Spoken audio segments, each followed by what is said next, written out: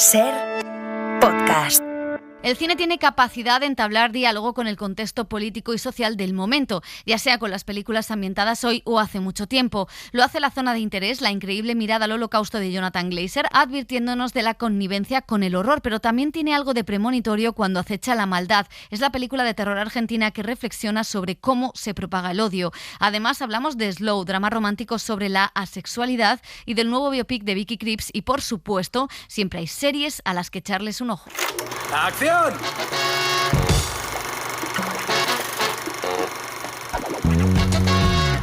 El cine en la SER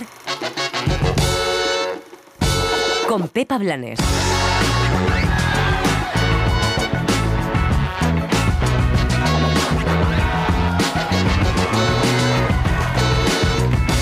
La zona de interés cambia la manera de acercarse al Holocausto y a la memoria histórica. Jonathan Glazer firma una de las películas más importantes y actuales de la temporada. Muchísimas gracias por vuestra hospitalidad nacionalsocialista. El terror sirve para expresar los miedos de una sociedad, y eso hace Cuando acecha la maldad, película argentina de posesiones que se ha estrenado en pleno gobierno de Milei. Vamos a ir todos de acá.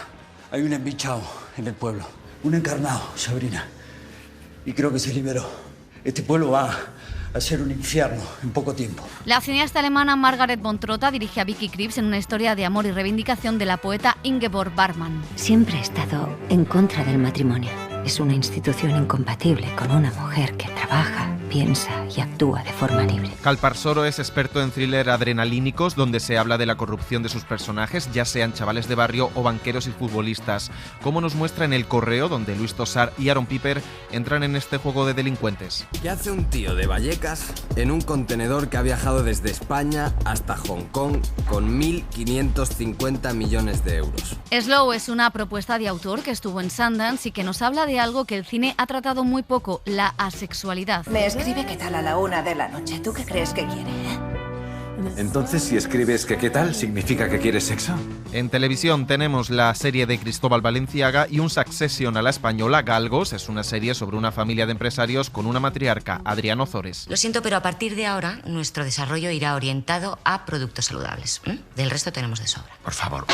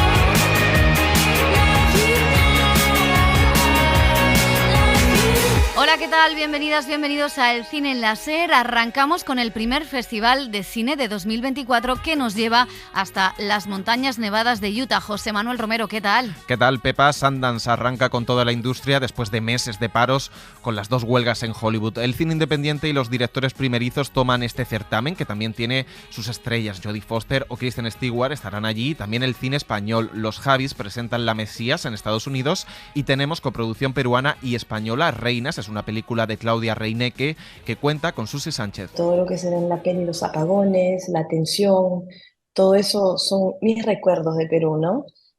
Son los recuerdos que yo tenía, y es más, los he reproducido de esa forma porque para mí Perú era eso, ¿no? Ahora he regresado, he redescubrido el país, pero era importante para mí como que reproducir un país como mi memoria lo reconocía. Y si los festivales empiezan a proyectar las películas de la nueva temporada, la carrera de premios se va definiendo. En unos días conoceremos las nominaciones a los Oscar, pero los que ya han anunciado sus candidaturas son los BAFTA, los galardones del cine británico. J. Bayona está en la lista de mejor película internacional con La Sociedad de la Nieve, y las grandes favoritas son Oppenheimer, Desconocidos, el drama de Paul Mescal, que aún no se ha estrenado en España, y La Zona de Interés. Y precisamente la película de Jonathan Glazer, que ganó el segundo premio en Cannes, es el gran estreno en cines de esta semana. El director británico reta al espectador a ver una historia del Holocausto sin las víctimas, centrada en los verdugos, sin primeros planos, nos acerca a la familia que dirige Auschwitz.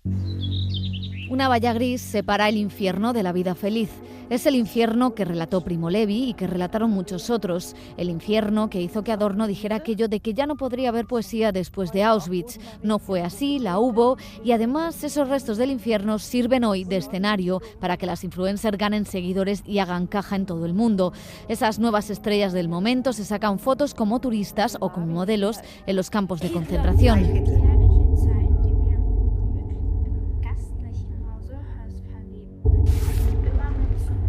Está tan contado ese infierno detrás de la valla que la decisión de Jonathan Glazer es una de las más inteligentes para volver a hablar del Holocausto.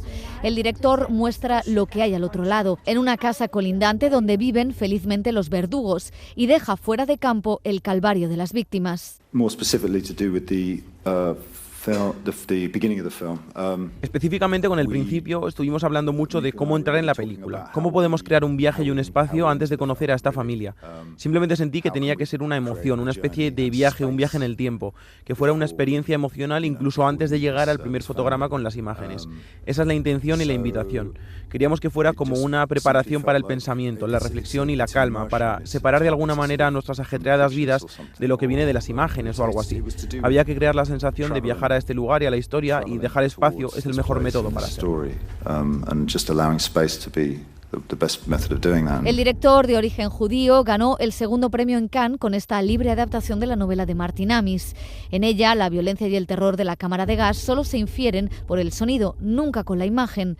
Es probable que a Claude Lanzmann le gustase la estrategia de Glazer en esta película, en la que, como decimos, abandona el tono de sus obras anteriores. Nada de Sexy Beast, ese thriller de mafiosos en la Costa del Sol, ni de Under the Skin, el thriller con Scarlett Johansson en plan alienígena matahombres. Los buenos ratos que pasamos en la acogedora casa de los Hoss formarán siempre parte de nuestros mejores recuerdos. La Zona de Interés nos muestra a una idílica familia alemana que ha ascendido socialmente con el nazismo, los Hoss, que existieron en realidad. Él, de hecho, se encargó de dirigir Auschwitz y de incrementar los beneficios del campo. Mientras él trabaja, su familia vive en una casa con jardín que colinda con esa valla que impide que sus familiares y también los espectadores veamos el horror. ¡Qué flores tan bonitas! Sí, las azaleas. Aquí están las hortalizas, hierbas aromáticas, romero, remolacha, y esto es hinojo. ¡Qué maravilla de girasoles! Zanahorias. Y aquí tengo colinabo, a los niños les encanta el colinabo. Vamos descubriendo, de hecho, poco a poco y sin necesidad de primeros planos, lo que allí ocurre. La cámara se aleja de sus actores, Christian Friedel y Sandra Hüller. Incluso cuando se prueba, ella, ese abrigo de pieles, símbolo terrible del progreso económico ligado también al Holocausto. La actriz, a la que hemos visto en Anatomía de una caída, es una de las revelaciones de la temporada. Insiste en que fue difícil aceptar el papel como intérprete alemana. Va a seguir ocurriendo de otras maneras. Nada más hay que mirar el mundo ahora mismo, cómo está. Estas personas no eran robots, no eran animales, eran seres humanos que fueron capaces de hacer todo esto. Y es algo que puede suceder fácilmente, es algo que he aprendido porque tiene que ver con elegir ponerse a uno mismo en primer lugar y olvidarse de pensar en los demás. Es un tipo de pensamiento egocéntrico en el que tú solo quieres aquello que crees que mereces y apartas a todos y a todo de tu camino. Es el pensamiento capitalista.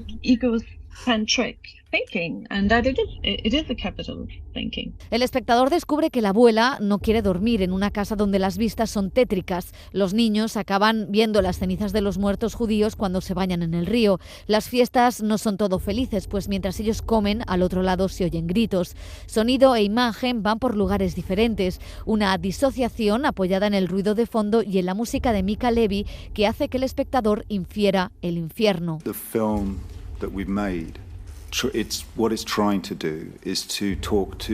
Con la película que hemos hecho, lo que estamos tratando de hacer es hablar de la capacidad dentro de cada uno de nosotros para la violencia, venga de donde venga, y tratar de mostrar a estas personas como personas y no como monstruos, que era algo muy importante. El gran crimen y la gran tragedia es que los seres humanos le hayan hecho esto a otros seres humanos. Y obviamente es muy conveniente que tratemos de distanciarnos de ellos tanto como podamos, porque obviamente pensamos que nunca podríamos comportarnos de esta manera, y no nos comportamos de esta manera, pero creo que deberíamos aprender eso. Glazer metió cámaras por toda la casa, pero el equipo quedó fuera, de modo que los actores no sabían cuándo estaban en plano. Apenas nos saca de las inmediaciones del campo, salvo en un par de escenas, entre ellas una especie de momentos oníricos de noche.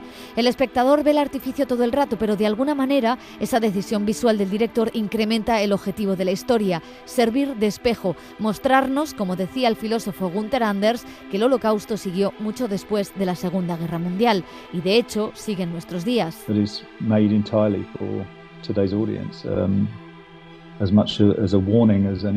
La película está hecha para el público de hoy, como una advertencia. Intentamos mirar a estas personas como si fueran igual que nuestros vecinos. Se trata de nuestra capacidad de la violencia y de la complicidad hacia ella, de cómo hacemos una disociación de los horrores del mundo para proteger nuestro propio estado mental, nuestra propia seguridad, nuestro lujo y nuestras elecciones. Nos alejamos de lo que nos impide disfrutar de ese lujo. El único punto para hacer esta película era que tuviera que ver con la actualidad.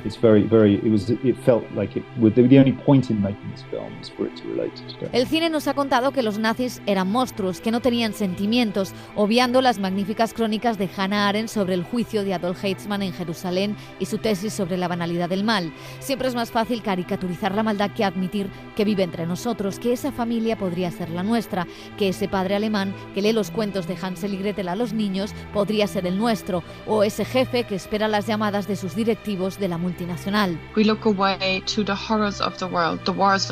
Creo que nos dice que en realidad miramos hacia otro lado todos los días, desviamos la mirada de los horrores del mundo, de las guerras del mundo, del terror del mundo.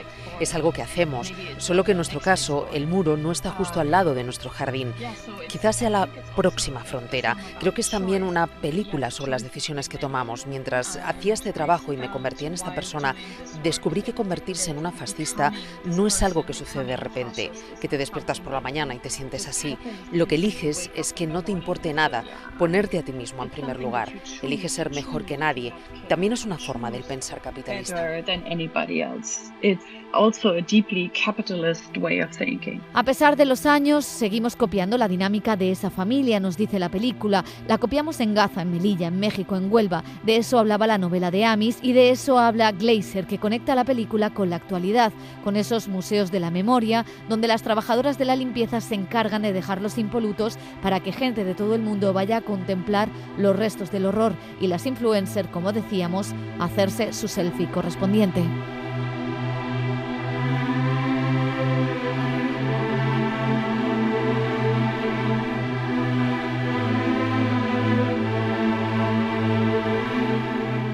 La zona de interés es una película de terror por momentos, aunque no utiliza el género. Y quien sí se mete de lleno en él es el director argentino Damián Rugna, que ganó en Sitges con Cuando acecha la maldad. Es una película de posesiones en la Argentina rural que se ha convertido casi en un fenómeno político en redes.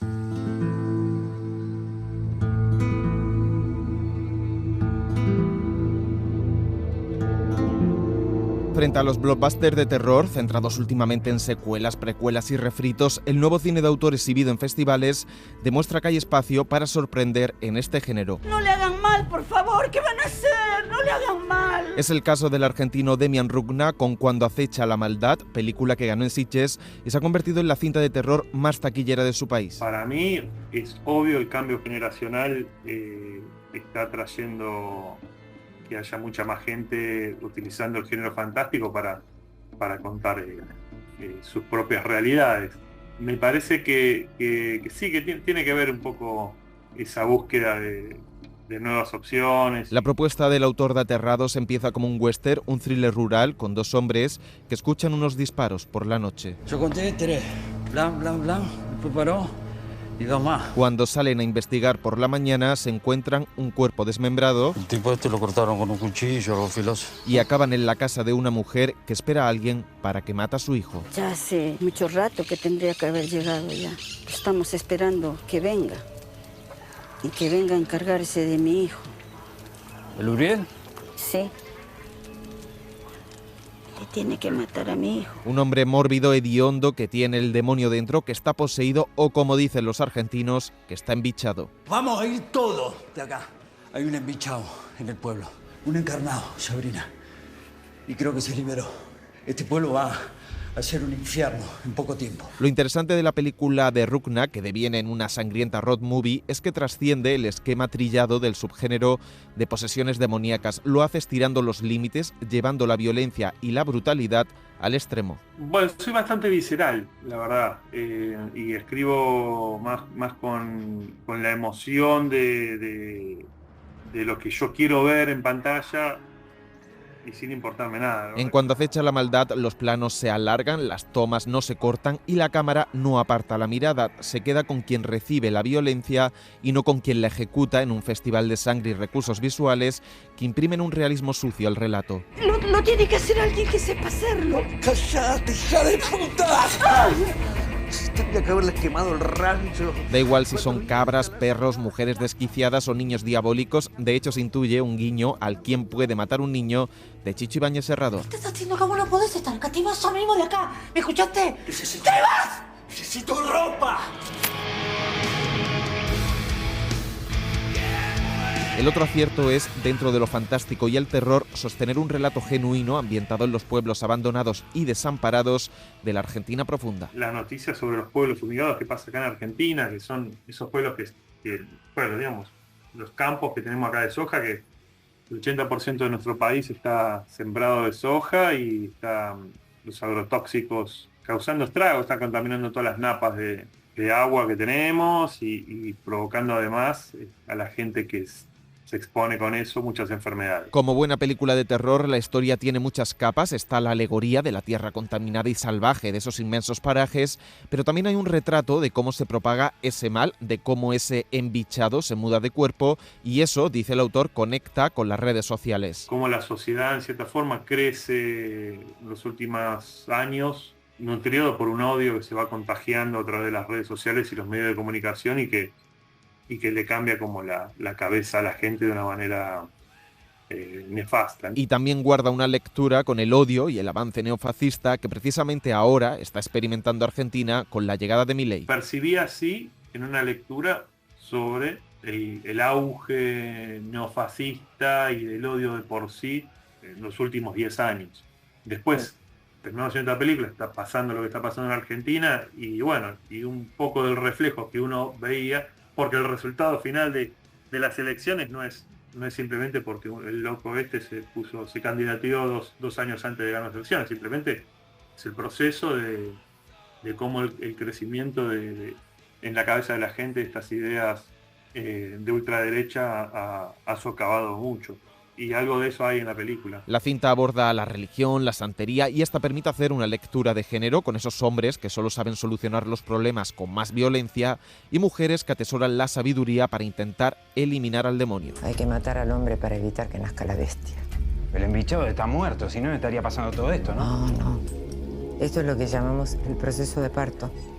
Por ahora, él solo liberó su esencia. Puede que no haya nacido físicamente. Así que hay que abortarlo cuanto antes. Ezequiel Rodríguez y Demian Salomón encabezan el reparto de este thriller enfermizo, perturbador y bestial, que es una de las sensaciones de la temporada. Pensé que rezando. Ya lo avisa su cartel teñido de rojo con una mujer y un hacha. Rezar no servirá para nada. ¡La iglesia murieron, doña!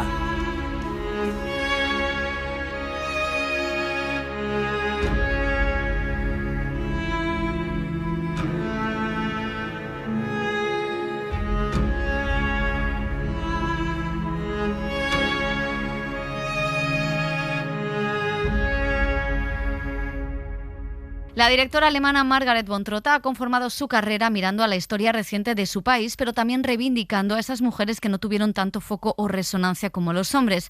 Es lo que hace en Viaje hacia el desierto, donde nos cuenta la figura de la poeta Ingeborg Bachmann, a la que interpreta la actriz Vicky Krieps. Un reportaje de Elio Castro.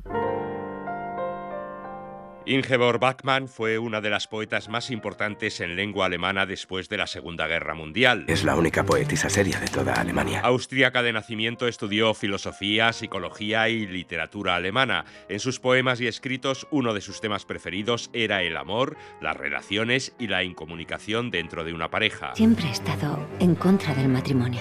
Es una institución incompatible con una mujer que trabaja, piensa y actúa de forma libre. Sin embargo, estas teorías dieron un vuelco en 1958. Ingeborg Bachmann, Max Frisch. Ese año conoció al escritor y dramaturgo suizo Max Frisch, con el que comenzó una relación amorosa. ¿Y a dónde viajará mañana? De vuelta a Alemania. A Múnich. Yo iré a Zúrich. Vivo en Zúrich. Lo sé. Vaya, ¿y qué más sabe de mí? Que querría ser liberado. ¿Liberado? De sus límites naturales. Sí, tiene razón. Porque tengo miedo de petrificarme. Una relación que se prolongó durante cerca de 5 años. Quédese.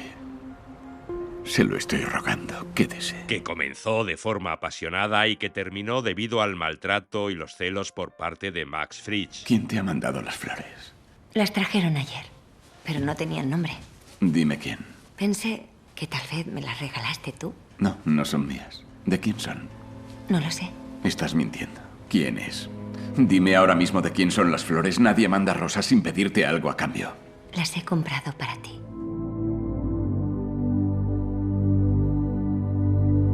La directora alemana Margaret von Trotta, la autora de películas como Las hermanas alemanas, Rosa Luxemburgo o Hannah Arendt, se centra en los casi 5 años de relación entre estos dos escritores y también en el periodo de duelo que vivió la poeta tras su ruptura y cómo encontró en el desierto el lugar para renacer personal y artísticamente. Este condenado calor me está matando. Yo lo encuentro maravilloso. Para encarnar a Ingeborg Bachmann, Margaret von Trotta eligió a la actriz luxemburguesa Vicky Krieps, a la que recordamos de películas como El hilo invisible, Tiempo o La emperatriz rebelde, en donde interpretaba a la emperatriz Sisi. What interested me in this project was the director, because Margaret von Trotta represents. Lo que me atrajo del proyecto fue rodar con Margaret von Trotta, porque aunque no haya sido la primera mujer directora en Alemania, sí que fue la primera que habló de la emancipación de la mujer en Alemania. Y en segundo lugar fue por poder interpretar a Ingeborg Bachmann, porque cuando yo era adolescente fue la primera poeta que me conmovió y me ayudó en mi adolescencia. Cuando estaba en el colegio, quizá por ser una chica adolescente, me rebelaba contra las reglas y las imposiciones inventadas por personas mayores que no tenían ningún sentido. Era como si la sociedad intentara hacerlo más difícil. No me sentía libre. Pero la poesía de Ingeborg Bachmann me ayudó a ver que había algo más, que se podía aspirar a otra cosa. Su poesía me llevó a otro mundo en donde podía ser libre. And poetry for me, and especially Ingeborg Bachmann's poetry, was the first thing that I could open. And I could go out into another world and feel free. Además de mostrarnos esa relación tóxica que vivió la poeta, en la película se habla de la importancia del lenguaje y de encontrar la palabra justa para cada verso y cada poema. Ingeborg Bachmann quería renovar el lenguaje porque, según decía, no se construye un mundo nuevo sin un lenguaje nuevo. Lo has dicho en tu discurso de hoy. La verdad está al alcance del ser humano. Entonces sí que me has escuchado. Viaje hacia el desierto no llega a la densidad ni profundidad que vimos, por ejemplo, en Hannah Arendt. La acción transcurre en dos épocas distintas. Por una parte, esos años en los que la poeta vivió su historia de amor y desamor con Max Frisch, y por otra, su estancia en el desierto, el lugar en donde la escritora se liberó de sus traumas. Vicky Krieps. El tema del desierto es muy interesante porque en el desierto Ingeborg Bachmann se sintió más ligera y mucho más libre, pero a la vez buscaba una especie de dolor en ese desierto, como si fuera un purgatorio. Ella busca liberarse en un lugar muy duro, como si quisiera quemar o purgar sus pecados. Y eso es algo misterioso que no acabo de comprender bien. Hay algo de masoquista en su autoculpabilidad. Quizás se debería a que sus padres fueron nazis y eso le pesaba. En el desierto, con toda su inmensidad, pudo soltar ese lastre. pero no lo hacía de una forma tranquila ni pacífica. Era como si quemara algo dentro de ella, y eso es lo interesante. She needed to burn somehow. It's like it's interesting. Ingeborg Bachmann murió en Roma en 1973 a los 47 años debido a las heridas provocadas por un incendio en su domicilio. Ahora puede conocer un poco más una parte de la vida de esta autora gracias a la película que llega a las pantallas, Viaje hacia el desierto, de Margaret von Trotta.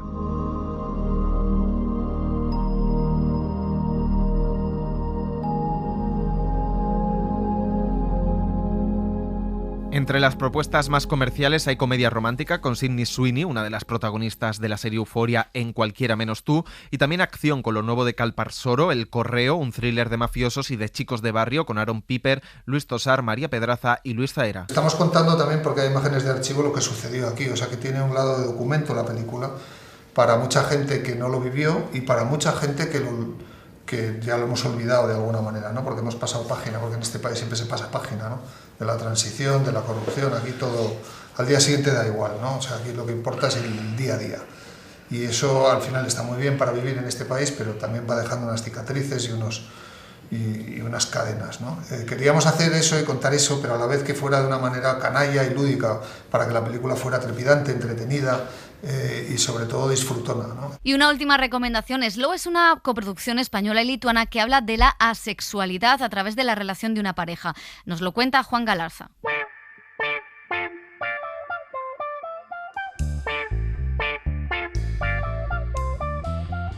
La historia del cine está llena de obras con una estructura muy similar. Un hombre conoce a una mujer. Hola. Dóvidas. Y entre la mujer y el hombre surge una conexión romántica. Elena. Encantado. Igualmente. Aunque con distintos escenarios, la mirada sobre esta temática ha girado clásicamente en torno a la normatividad, tanto en el protagonismo como en la dinámica de la relación. Surgen, sin embargo, en los últimos años obras que refrescan este concepto y plantean nuevas circunstancias. Soy asexual. Es el caso de Slow, película de la lituana María Katvaradze, que presenta la historia de amor de Elena y Dóvidas, marcada por la sexualidad de este, un modelo de protagonista masculino casi inusitado en la ficción. I did research as good as possible. I really tried to talk with the sexual people, just, you know. Investigué lo mejor posible. Realmente intenté hablar con personas asexuales, preguntarles qué pensaban sobre la historia, pedirles que compartiesen sus experiencias. Pero cada vez que escribo un personaje, independientemente de su sexualidad, necesito pensar en más cosas. Diría que su sexualidad es importante, pero tratamos de verle como una persona en su conjunto. We tried to, you know, look at him as a whole person. La película consigue ir más allá de su atractiva premisa y utiliza las cualidades de sus personajes para exponer otras formas de complicidad. En Slow, las miradas y los pequeños roces sobrepasan el gesto y adquieren una especial dimensión afectiva. So let's say the dialogues are not improvised at all. Los diálogos no están improvisados en absoluto, pero sí las miradas, la forma en la que interactúan. En el rodaje estábamos todos preguntándonos cómo filmar precisamente eso, cómo hacer sentir este romance. No sé por qué, pero para mí eso es muy romántico. Darles un espacio como actores, no estar en su cara y ver también sus cuerpos, grabar en analógico. Creo que todas esas cosas influyen en la creación de la intimidad. Played into, you know, creating the intimacy. ¿Es indisociable la intimidad del sexo? ¿De qué maneras podemos expresar nuestro amor? Son algunas de las cuestiones que sobrevuelan la relación de Dóvidas y Elena. ¿Sabes qué es raro? No te pareces a nadie. We fucked it up, and here we are again.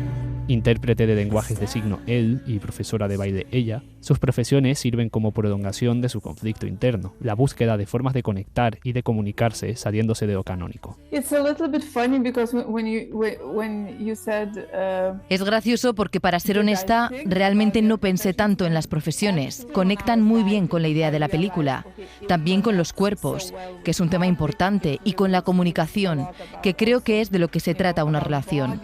Entonces sentí que todo calzaba muy bien. Pero no era así cuando comencé a escribir. No fue una decisión consciente, fue todo muy intuitivo. Katvaradze guarda distancias y no juzga a sus personajes por sus decisiones. La cámara les deja espacio y el guión no condena sus imperfecciones, las entiende como parte de su humanidad. un acercamiento que huye de maniqueísmos y de clichés.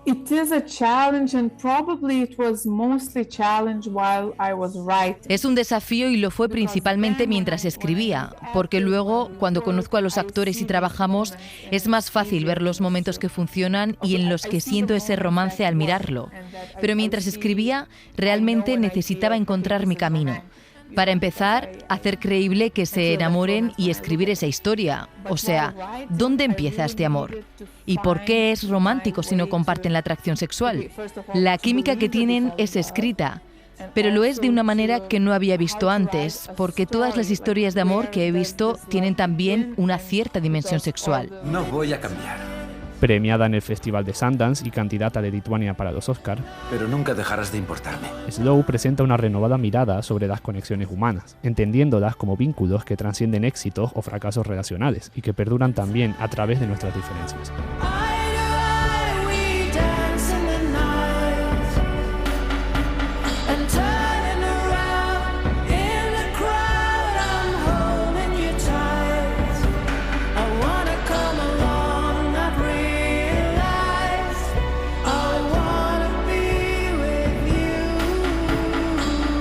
El cine en la SER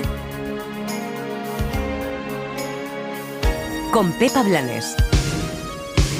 Este sentimiento popular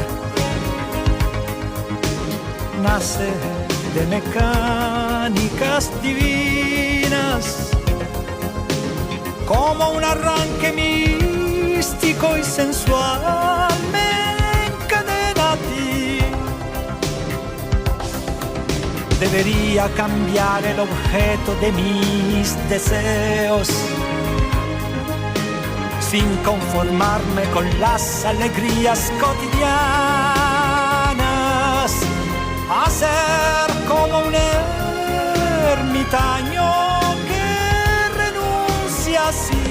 Semana de estrenos españoles en televisión. Disney Plus estrena Cristóbal Valenciaga, la serie inspirada en la vida y el legado del creador español nacido en Guetaria, uno de los diseñadores de moda más icónicos y reservados de todos los tiempos. Dani Garrán, ¿qué tal? Hola Pepa. Alberto San Juan interpreta a Valenciaga, un hombre enigmático que desafió las convenciones sociales de la época y revolucionó el mundo de la moda. La ficción abarca sus años en París, desde sus modestos inicios en la alta costura a la competencia con otras casas, el problema de las falsificaciones o el contexto político marcado por el avance del fascismo. El trío de directores vascos, formado por Jon Garaño, Aitor Arregui y José Mari Goenaga, firma su proyecto más ambicioso. ¿Sabes lo que pasa aquí? Que tienes envidia porque tú no puedes volver a España. Pues que sepas que de eso yo no tengo la culpa. No haberte metido en política. Es mucho mejor pasar por esta vida sin que la gente sepa si eres un demócrata, un franquista o un nazi. Porque no tengo ni idea de lo que eres, Cristóbal. ¿Cristóbal qué eres? Yo soy apolítico. Tengo todo el derecho a serlo. Pues yo tengo derecho a no serlo. A lo mejor en este negocio no. Y ya tenemos nuestra propia serie de ricos sufriendo. Galgos es la nueva serie de Movistar Plus, un drama familiar y empresarial en la que los Somarriba luchan por hacerse con el control de un gigante alimenticio del azúcar que ha ido creciendo con el trabajo de 3 generaciones bajo la amenaza de la corrupción interna, la presión de las marcas blancas y las nuevas normativas que buscan una alimentación más sana, con un reparto encabezado por Adriana Ozores, Óscar Martínez, Marcel Borrás y Patricia López Arnaiz. La ley del azúcar blanquea lo que los consumidores vienen pidiendo desde hace tiempo y nosotros, a diferencia de nuestros competidores, hemos sabido detectar esa necesidad a tiempo. Nuestro plan puede suponer una verdadera revolución. Y 4 años después de su última entrega regresa True Detective con un nuevo caso, protagonistas y responsable. La mexicana Isa López toma los mandos del guión y la producción, ambientada en Alaska y que tiene a Jodie Foster y Cally Reis como protagonistas. El esquema es clásico, un cadáver, una investigación, 2 detectives, pero el caso pasa a un segundo plano para centrarse en las figuras golpeadas de los agentes y su deriva emocional. Está disponible en HBO Max y Movistar Plus. Te retiraron del caso. ¿Recuerdas? Ahora eres estatal. Ya no eres policía de Ennis. ¿Te acuerdas? Es una lengua de mujer. Es una lengua de mujer inupiaq. ¿Y lo sabes porque tu espíritu animal te lo reveló en sueños? No, mi espíritu animal se desayuna a putas viejas blancas como tú, Danvers. Cuidado.